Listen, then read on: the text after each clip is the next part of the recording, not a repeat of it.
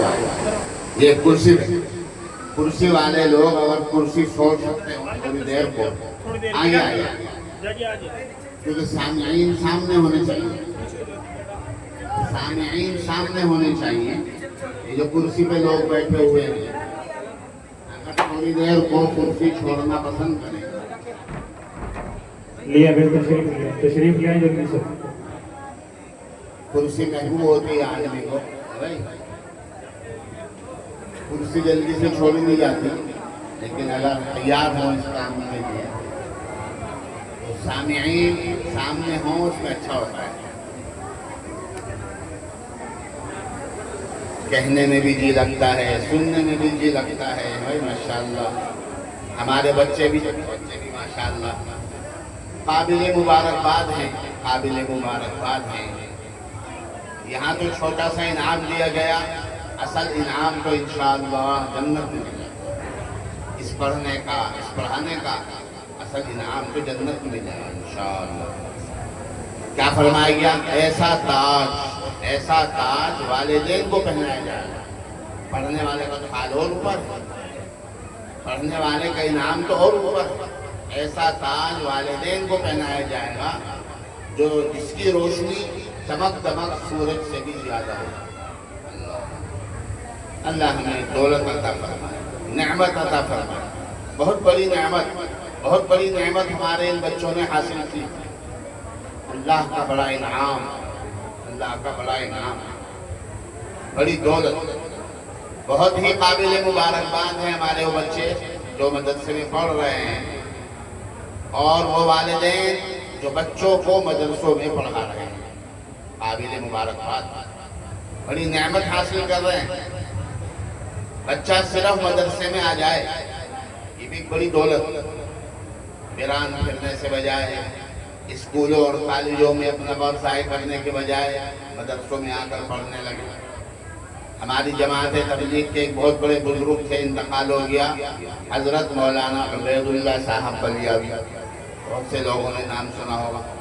حضرت مولانا عبید اللہ صاحب بلیاوی تبلیغی جماعت کے بہت بڑے ذمہ دار، حضرت مولانا الیاس صاحب کے ساتھیوں بھی. مرکز تبلیغ میں جماعت میں تبلیغ بھی کیا کرتے تھے، سبق بھی پڑھایا کرتے تھے بخاری شریف. تو جو امتحان ہوتے تھے مدرسے میں، کاشف العلوم میں جو امتحان ہوتے تھے، تو ناکارہ سے ناکارہ بچہ، فیل سے فیل، اس کو بھی 16 نمبر اور 18 نمبر دیا کرتے تھے. اس وقت یہ پاس ہوتا تھا، پاس والے نمبر ہوتے تھے 16 نمبر 18 نمبر. اب تو بہت بڑھا دیا، 100 نمبر ملتے ہیں. اس وقت اعلیٰ نمبر تھا 20 اور بہت اعلیٰ نمبر تھا 21. تو ایک بچہ جس نے کچھ نہیں لکھا اسے بھی 18 نمبر دے رہے، اسے بھی 16 نمبر دے رہے. حضرت اس نے تو کچھ نہیں لکھا، ارے یہ مدرسے میں آیا، یہ انعام ہے اس کا. اس ماحول میں مدرسے میں آنا یہ اس کا انعام تھا. سارے مدرسے چیزوں کو چھوڑ کر تو مدرسے میں آ جانا یہ بھی ایک بڑا انعام، بڑی نعمت. اور پھر آگے قرآن حاصل کریں، حدیث حاصل کریں، یہ تو بہت ہی بڑی نعمت. اس کی ایسی نعمت جس کو اللہ نعمت کہہ رہا ہے، اللہ تعالیٰ جس کو نعمت کہہ رہا ہے. اعوذ باللہ من الشیطان الرجیم، بسم اللہ الرحمن الرحیم. وَاذْكُرُوا نِعْمَةَ اللَّهِ عَلَيْكُمْ وَمَا أَنزَلَ عَلَيْكُمْ مِنَ الْكِتَابِ وَالْحِكْمَةِ. اللہ تعالیٰ فرما رہے ہیں لوگوں یاد کرو اس نعمت کو یاد کرو. کون سی نعمت؟ اللہ کی نعمت ہے جو ہمارے اوپر، آپ کے اوپر، انسان پر بارشوں کی طرح برستی. صبح سے لے کر شام تک اور سر سے لے کر پیر تک انسان، ہم اور آپ نعمتوں ہی نعمتوں میں،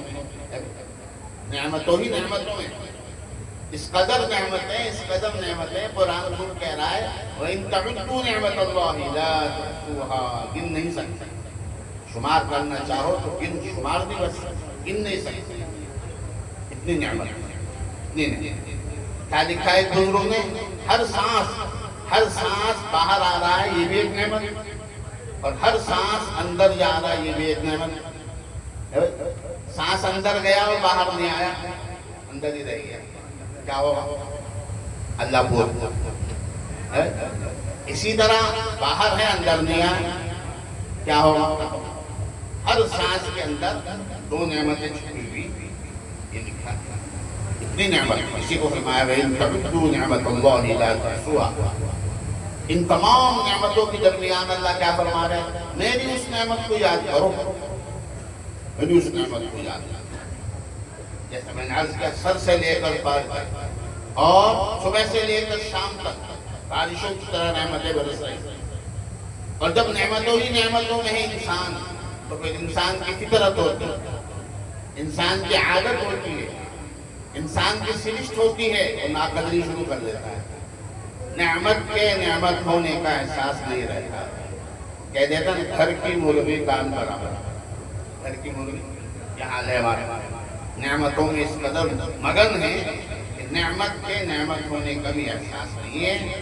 اسی لیے قرآن بار بار یاد دہانی کراتا ہے، وَاذْكُرُوا نِعْمَتَ اللَّهِ، اللہ کی نعمتوں کو یاد کرو۔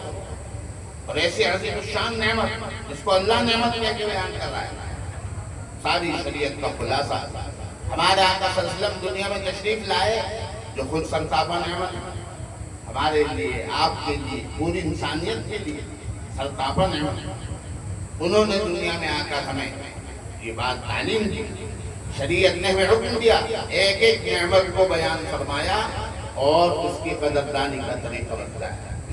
جناب رسول اللہ صلی اللہ علیہ وسلم تشریف لائے نعمتوں کی یاد دہانی کی، نعمتوں کو بتانے کے لیے، اور قرآن پاک میں فرمایا گیا، صاف فرما دیا اللہ تعالیٰ نے، وَإِن كَفَرْتُمْ إِنَّ عَذَابِي لَشَدِيدٌ، نعمتوں کی ناقدری کرو